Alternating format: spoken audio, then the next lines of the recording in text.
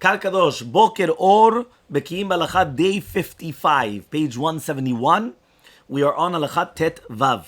Okay? So now we're talking about if the 10th man comes, meaning they didn't have a minyan and now you have the minyan. If a group of men, 9 or less, were saying Tehillim together, and then they finished, they called somebody else so that way they could say Kaddish. They have to recite, they should recite a few Pesukim after the minyan is completed, and then say Kaddish Yeshlama.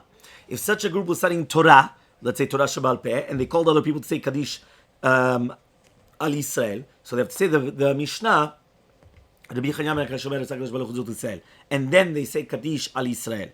Look in 319 on the bottom, the footnote. The Turezav, the Taz ruled that if less than 10 men were studying together, right, and a 10th man arrives after they finish, they may now say the Kaddish for the Torah Shabal Peh. This rule is in contrast to the stringent opinion of the Levush, which is based on the Ramah's instructions to wait before saying Ashrei for Mincha until there are 10 men present. The Taz countered that the Ramah did not mean to suggest that Kaddish cannot be recited unless there's 10 men present when they recited Ashrei. The Ramah's point was that there should be no interruption of time between Ashrei and the Kaddish. The Magen Avraham disagreed, ruling that there must be 10 people present during the Torah study in order to validate the Kaddish. He explained that the purpose of the Kaddish is to affirm the sanctification of Hashem's name. So therefore, what does it help now to bring? So Tomeret, there was not 10 people during the time of the learning. So according to some opinions, you need 10 people bizman alimud. According to other opinions, no, you have the thing, and now just bring a 10th to do Kaddish. So what's in practice? What Malacha L'Maaseh? So he says in Mishabra and the Rabbi Yosef Chaim, the Ben Ish Chai, they cited this debate and added that the Achronim concluded that the proper course is to say another Mizmor of Tehillim, or another few Pesukim or whatever it is that the 10th man to rise before saying the Kaddish. The Aruch HaShulchan demonstrated support from the Rambam for this position in the Magen Avraham. The Halakha concur with this conclusion. So Domeret, תגיד עוד פעם, תגיד עוד משהו. קצר, אבל לא משנה, אבל אתה אומר משהו. Yeah, exactly. Exactly, it's a mistake. Do all 10 have to join in the learning? The Mishabura states that once the 10th man arrives, it's sufficient for 2 or 3 of the 10 men now present to say the verses before the Kaddish. Earlier, it said for one person to say it. This is like what the decision was supposed to be in Chat Yitzchak, adding that the wording that they should recite used by the Mishabura was careless, which means it was extra. It means, so to mean, אתה לא צריך שכל אחד יגיד עוד פעם את הפסוקים. בן אדם אחד, one person is going to come and he's going to say the psukim, and then they all say the Kaddish, or the one, or whoever is going to say the Kaddish, that's it. Okay? The person saying the Kaddish does not have to be the one who said the psukim beforehand. Anyone who's present can recite it. Halakha Tet Zayin. Okay?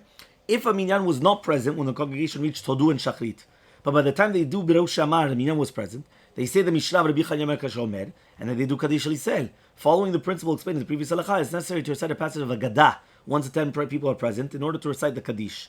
Okay? 17. If a minyan was not present when the congregation began Mincha, they should pause before saying Ashrei and wait until minyan is present. In this way, the Kaddish will be connected to the Mizmor, 320. Right? This is the ruling of Yosef Chai. Apparently, his source is the Ramah's gloss, stating that the congregation should not recite Ashrei until there's a minyan.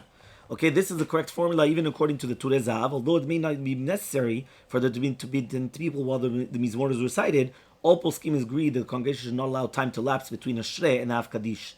And this is explained already in Halakha 15. Okay? If a minyan, but he says, if the congregation went ahead and recited Ashrei before telling them, and they should recite another Mizmor before saying the Kaddish, the custom is to recite the 2 psukim of Tikon Tefillah Tikon Lefanecha, and that's instead of the another Mizmor. Evanta? So to mean Tikon Tefillah Tikon Lefanecha, ze bimkom od Mizmor, and then they do the Kaddish right before the Mincha. So 321, as explained above, right, we always try to satisfy the opinion of Magen Avraham to say a Mizmor after the 10th person arrives. The Kaf HaChaim Sofer testified that the common custom when a congregation needs to wait for 10th man for Mincha is to recite the 2 verses of Tikon Tefillati when the 10th person comes. This seems to run counter to the Mishnah Berurah, okay, who ruled that the Kaddish should be preceded by a Mizmor of at least 3 psukim. The Od Yosef Chai also cited the ruling of Magen Avraham to recite a Mizmor before Tikon Tefillati only has 2 psukim. Nevertheless, there's justification for the common custom. After all, the Taz ruled that the Kaddish is valid even if no verses were recited. So therefore, it needs more research. So it's a machloket, right? So therefore, it's a machloket. You know, sometimes what we actually do is we try to find out according to time. Meaning, if we need the time, that means we already know, we're very, very late. Sometimes we'll tell them, say Ashrei. When you get to the finish of Ashrei, nachzor al tikon tefillah tegofonecha bishvil השתיים שהגיעו. 18. If a congregation recited Pesukei Zimrav Shachrit and the 10th man arrived only after they finished that section of the tefillot, the Chazan may immediately say the Av Kaddish precedes the blessings of Shema. Likewise, that means basically what happens is that if they already did Psukei de Zimra and then they come after they finished, he could say that half Kaddish by Shema. Likewise, before there was a minyan and the 10th man arrived right by the Amidah, they could say the half Kaddish. So basically, here it comes out that here you don't need to say the Psukim before. The Mishnah Berurah brings this down in the name of Pri Megadim.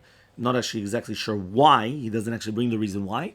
But I guess this is an exception to the rule that in this case, there's nothing what to say beforehand, because you can't add anything beforehand.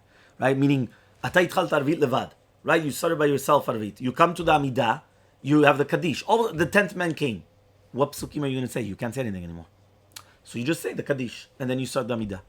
The same thing with Shachrit, right? They came right after Yishabach. Imagine, we finished Melech Chai Olamim, oops! Somebody came in. Which one?